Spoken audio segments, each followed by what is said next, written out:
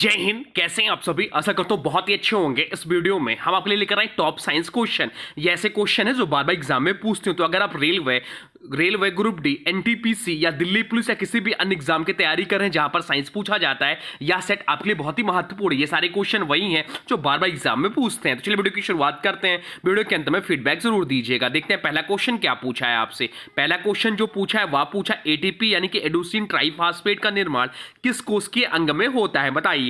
Right answer क्या हो जाएगा? राइट आंसर जो हो जाएगा वो हो जाएगा ऑप्शन सी, माइट्रोकॉन्ड्रिया में। माइट्रोकॉन्ड्रिया इस प्रश्न का राइट आंसर हो जाएगा। माइट्रोकॉन्ड्रिया को कोशिका का पावर हाउस यानी कि ऊर्जा गृह कहा जाता है। यहीं पर कोशिकाएं श्वसन की अंतिम अवस्थाएं होती हैं। क्रेब्स चक्र, ऑक्सीडेटिव फास्फोरिलेशन होता है। इन प्रक्रियाओं में एटीपी का निर्माण होता है जो कोशिका की ऊर्जा मुद्रा यानी कि एनर्जी करेंसी कहलाता है। बाकी विकल्पों की बात करें तो नाभिक या आनुवांशिक पदार्थ को नियंत्रित करता है, एटीपी निर्माण नहीं करता। राइबोसोम की बात करें तो यह प्रोटीन संश्लेषण कार्य करता है, और लाइसोसोम या अपशिष्ट पदार्थों का अपघटन करता है, ऊर्जा उत्पादन नहीं। अब चलते हैं अगले प्रश्न की ओर। देखते हैं अगला प्रश्न क्या पूछा है आपसे। अगला प्रश्न जो पूछा है वह पूछा है किस वैज्ञानिक ने विद्युत चुंबकीय तरंगों के अस्तित्व को गणितीय रूप में सिद्ध किया। आपसे पूछा कि किस वैज्ञानिक ने विद्युत चुंबकीय तरंगों के अस्तित्व को गणितीय रूप में सिद्ध किया, बताइए। राइट आंसर क्या हो जाएगा? राइट आंसर हो जाएगा option A, James clerk Maxwell ने। जेम्स क्लर्क मैक्सवेल इस प्रश्न का राइट आंसर हो जाएगा।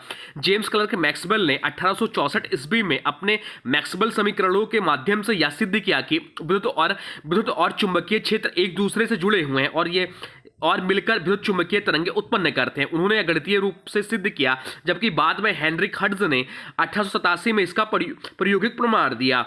मैक्सवेल के समीकरणों के कारण ही प्रकाश को विद्युत चुंबकीय तरंग के रूप में समझा गया, यानी प्रकाश भी विद्युत और चुंबकीय तरंगों का मिश्रण है। अब चलते हैं अगले प्रश्न की ओर। देखते हैं अगला प्रश्न क्या पूछा है आपसे। अगला प्रश्न जो पूछा है वह पूछा है टाइफाइड की जांच में प्रयोग होने वाला परीक्षण कौन सा है। आपसे पूछा है कि टाइफाइड की जांच में प्रयोग होने वाला परीक्षण कौन सा है, बताइए।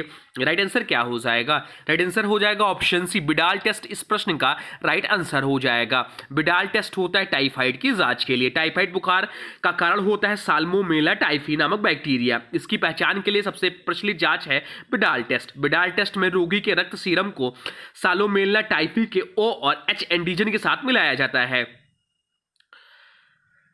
बाकी विकल्पों की बात तो डेंगू टेस्ट जो होता है डेंगू वायरस की जांच के लिए NS1 एंटीजन या IgM IgC एंटीबॉडी टेस्ट किया जाता है। मोन्टो टेस्ट जो होता है ट्यूबरोक्लोसिस यानी कि टीबी के जांच के लिए की प्रयोग होता है। अब चलते हैं अगले प्रश्न की ओर। देखते हैं अगला प्रश्न क्या पूछा है आपसे। अगला प्रश्न जो पूछा है वह पूछा है किसी अवतल दर्पण में एक वस्तु को फोकस और केंद्र के बीच रखा जाए तो प्रतिबिंब कैसा बनेगा। आपसे पूछा किसी अवतल दर्पण में एक वस्तु को फोकस और केंद्र के बीच रखा जाए तो प्रतिबिंब कैसा बनेगा, बताइए। राइट आंसर क्या हो जाएगा? राइट आंसर हो जाएगा ऑप्शन बी, वास्तविक, उल्टा और बड़ा बनेगा। जब वस्तु फोकस और वक्रता केंद्र सी के बीच रखी जाती तो बनने वाला प्रतिबिंब जो है वह केंद्र के बाहर बनता है, वास्तविक होता है, उल्टा होता है तथा बड़ा दिखाई देता है।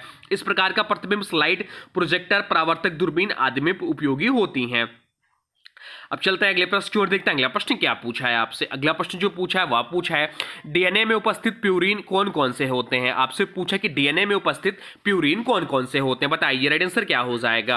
राइट आंसर हो जाएगा वो हो जाएगा ऑप्शन बी, गुआनिन और एडेनिन इस प्रश्न का राइट आंसर हो जाएगा। डीएनए यानी कि डीऑक्सी राइबोन्यूक्लिक एसिड में दो प्रकार के नाइट्रोजन युक्त क्षारक पाए जाते हैं। कौन कौन से? तो प्यूरिन और पायरिमिडीन। प्यूरिन में एडेनिन और गुआनिन होता है। पायरिमिडीन में जो होता है साइटोसिन और थाइमिन होता है। प्यूरिन जो होता है वह दोहरा रिंग होता है, जबकि प्राइमिडीन एक एकल रिंग होता है। अब चलते हैं अगले प्रश्न की ओर। देखते हैं अगला प्रश्न क्या पूछा है आपसे। अगला प्रश्न जो पूछा है वह पूछा है किस रसायन की उपस्थिति के कारण मिर्च में तीखापन होता है। आपसे पूछा है किस रसायन की उपस्थिति के कारण मिर्च में तीखापन होता है, बताइए। राइट आंसर क्या हो जाएगा? राइट आंसर जो हो जाएगा वो हो जाएगा ऑप्शन बी, कैप्सनिन इस प्रश्न का राइट आंसर हो जाएगा। मिर्च में तीखेपन का कारण जो है कैप्सनिन नामक एल्गाइड रसायन है, या कैप्सनिन वंश के पौधों में पाया जाता है, जैसे हरी, लाल व सूखी मिर्च। यह रसायन शरीर में सेंसरी नर्वस को उत्तेजित करता है, जिससे जलन व तीखापन महसूस होता है। बाकी विकल्पों की बात करें तो सल्फर जो तीखापन से संबंधित नहीं, या प्याज व लहसुन में गंध हेतु जिम्मेदार है। फार्मिक एसिड की बात करें तो चींटियों के काटने में पाया जाता है। और साइट्रिक एसिड जो खट्टे स्वाद नींबू संतरा के लिए जिम्मेदार होता है। अब चलते हैं अगले प्रश्न की ओर, देखते हैं अगला प्रश्न क्या पूछा है आपसे। अगला प्रश्न जो पूछा है वह पूछा है मनुष्य में कुल कितनी पसलियां होती हैं। आपसे पूछा कि मनुष्य में कुल कितनी पसलियां यानी कि रिब्स होती हैं, बताइए राइट आंसर क्या हो जाएगा। राइट आंसर हो जाएगा ऑप्शन बी 24। 24 इस प्रश्न का राइट आंसर हो जाएगा। मनुष्य के शरीर में कुल 24 पसलियां होती हैं। 12 जोड़े यानी दाएं और 12 और बाएं और 12। ये पसलियां रीढ़ की हड्डी से जुड़ी होती हैं और छाती के पिंजड़े का निर्माण करती हैं। इसका मुख्य कार्य हृदय और फेफड़ों की सुरक्षा करना, श्वसन प्रक्रिया में सहायता देना। इसका वर्गीकरण जो हुआ ट्रू रिब्स और फाल्स रिब्स में। ट्रू रिब्स सही पसलियां पहले 7 जोड़े सीधे छाती की हड्डी से जुड़े होते हैं, और फाल्स रिब्स जो होते हैं छोटी पसलियां अगली 3 जोड़ी अप्रत्यक्ष रूप से स्ट्रेनम से जुड़े होते हैं। फ्लोटिंग रिब्स लटकती पसलियां अंतिम 2 जोड़े आगे से मुक्त होती हैं। अब चलते हैं अगले प्रश्न की ओर, देखते हैं अगला प्रश्न क्या पूछा है आपसे। अगला प्रश्न जो पूछा है वह पूछा है मनुष्य के शरीर में पाचन मुख्य रूप से कहां पर होता है। डाइजेशन जो होता है मुख्य रूप से कहां होता है, बताइए। बड़ी आंत में होता है, छोटी आंत में होता है, यकृत में होता है, या इनमें से कोई नहीं, बताइए राइट आंसर क्या हो जाएगा। राइट आंसर हो जाएगा ऑप्शन बी स्मॉल इंटेस्टाइन में। छोटी आंत मनुष्य के पाचन तंत्र का मुख्य अंग है, जहां अधिकांश रासायनिक पाचन और पोषक तत्वों का अवशोषण होता है। छोटी आंत के 3 भाग होते हैं, या पित्त रस, अग्नाशयी रस और आंत रस मिलते हैं। वसा, प्रोटीन और कार्बोहाइड्रेट का रासायनिक अपघटन यहीं से शुरू होता है। जेलुलम की बात करें तो यहाँ अधिकांश पाचन और अवशोषण होता है। और इलियम की बात करें तो यहाँ शेष पोषक तत्वों का अवशोषण होता है। बाकी विकल्पों की बात करें तो बड़ी आंत जो है यहाँ केवल पानी और खनिजों का अवशोषण होता है, पाचन का नहीं। और यकृत जो या पित्त रस बनाता है और पाचन नहीं करता है। तो एक बार फिर से रिवीजन कर लेते हैं इस प्रश्न को, यह इंपॉर्टेंट प्रश्न है। छोटी आंत में 3 भाग होते हैं, कौन कौन से, तो ड्यूडेनियम जिसे गहड़ी बोलते हैं, जेजुनम और इलियम। डेडुनम में क्या है, गृहिणी में क्या होता है, तो यहाँ पित्त रस, अग्नाशयी रस और आंत रस मिलते हैं।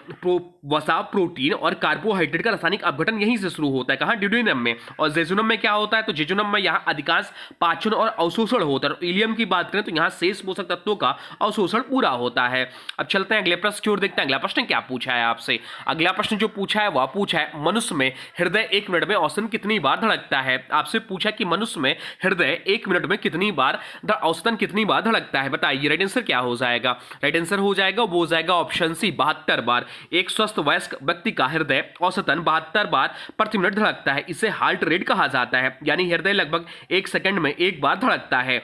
सामान्य सीमा की बात करें 60 से 100 धड़कन प्रति मिनट सामान्य मानी जाती है। इसके नियंत्रण की बात हो तो हृदय की धड़कन सिनोएट्रियल यानी कि ऐसे नोड द्वारा नियंत्रित होती, जिसे neutral pacemaker of heart कहा जाता है। अब चलते हैं अगले प्रश्न की ओर, देखते हैं अगला प्रश्न क्या पूछा है आपसे। अगला प्रश्न जो पूछा है वह पूछा है कौन सा विटामिन जल में घुलनशील नहीं है। आपसे पूछा है कि कौन सा विटामिन जो है जल में घुलनशील नहीं है, बताइए राइट आंसर क्या हो जाएगा। तो विटामिन बी जो है जल में घुलनशील विटामिन है। विटामिन सी अभी जल में घुलनशील विटामिन है। विटामिन B12 अभी विटामिन बी कॉम्प्लेक्स का भाग है, इसलिए यह भी जल में घुलनशील विटामिन है। परंतु विटामिन सी जो दिया, विटामिन ए जो दिया हुआ है ऑप्शन सी, यह गलत हो जाएगा, या जो जल में घुलनशील विटामिन नहीं है आपका। तो इसलिए इस प्रश्न का राइट आंसर हो जाएगा ऑप्शन सी। विटामिन 2 प्रकार के होते हैं, जल में घुलनशील वाटर सोल्यूबल विटामिन और जो होता है वसा में घुलनशील विटामिन। जल में घुलनशील विटामिन जो होते हैं ये शरीर में संग्रहित नहीं होते और मूत्र द्वारा बाहर निकल जाते हैं। विटामिन बी समूह जैसे बी कॉम्प्लेक्स और विटामिन सी यानी कि एस्कॉर्बिक एसिड। और वसा में घुलनशील विटामिन जो होते हैं ये शरीर की वसा ऊतकों और यकृत में संग्रहित रहते हैं, विटामिन ए, डी, ई और के। अतः विटामिन ए जल में नहीं बल्कि वसा में घुलनशील विटामिन है। अब चलते हैं अगले प्रश्न की ओर, देखते हैं अगला प्रश्न क्या पूछा है आपसे। अगला प्रश्न जो पूछा है वह पूछा है किस विटामिन की कमी से मुंह के कोने पर छाले और त्वचा के फटने की समस्या होती है। आपसे पूछा है किस विटामिन की कमी से मुंह के कोनों पर छाले और त्वचा के फटने की समस्या होती है, बताइए राइट आंसर क्या हो जाएगा। राइट आंसर जो हो जाएगा वो हो जाएगा ऑप्शन बी विटामिन B2 यानी कि राइबोफ्लेविन इस प्रश्न का राइट आंसर हो जाएगा। विटामिन B2 यानी कि राइबोफ्लेविन की कमी से शरीर में त्वचा और श्लेष्मिक झिल्ली प्रभावित होती है। इसके कारण निम्न लक्षण दिखाई देते हैं, मुंह के कोनों पर फटने और छाले, जीभ पर जलन व लाली, त्वचा का फटना या रूखापन, आंखों में जलन और थकावट। इसकी कमी से होने वाले रोग जो होते हैं वो एराइबोफ्लेविनोसिस होते हैं। इसका मुख्य स्रोत दूध और दुग्ध उत्पाद, अंडा, हरी पत्तेदार सब्जियां और साबुत अनाज हैं। बाकी विकल्पों की बात विटामिन ए इसके दृष्टि संबंधी रोग इससे जुड़ा होता है। विटामिन सी इसकी कमी से स्कर्वी होता है, जो मसूड़ों से खून आता है इसी कमी से होता है। विटामिन के रक्त के थक्के जमाने यानी कि ब्लड क्लोटिंग में मदद करता है। जाता है, कमी से रक्तस्राव होता है। अब चलते हैं अगले प्रश्न की ओर, देखते हैं अगला प्रश्न क्या पूछा है आपसे। अगला प्रश्न जो पूछा है वह पूछा है निम्नलिखित में से कौन सा ऊर्ध्वपातन कर सकता है। आपसे पूछा है कि निम्नलिखित में से कौन सा ऊर्ध्वपातन कर सकता है, बताइए राइट आंसर क्या हो जाएगा। तो ऊर्ध्वपातन एक ऐसी भौतिक प्रक्रिया है जिसमें कोई ठोस पदार्थ सीधे गैस में बदल जाता है बिना तरल अवस्था में आए। अमोनियम क्लोराइड NaCl ऊर्ध्वपातन करने वाला प्रमुख पदार्थों में से एक है। जब इसे गर्म किया जाता है तो यह सीधे गैस में बदल जाता है और ठंडा होने पर पुनः ठोस के रूप में जम जाता है। तो ऊर्ध्वपातन करने वाले जो पदार्थ होते हैं, ध्यान रखिए, कपूर, नेप्थलीन, आयोडीन और अमोनियम क्लोराइड, ये सभी जो है ऊर्ध्वपातन करते हैं। तो यहां पर अमोनियम क्लोराइड दिया हुआ है, तो इस प्रश्न का राइट आंसर हो जाएगा ऑप्शन सी, अमोनियम क्लोराइड।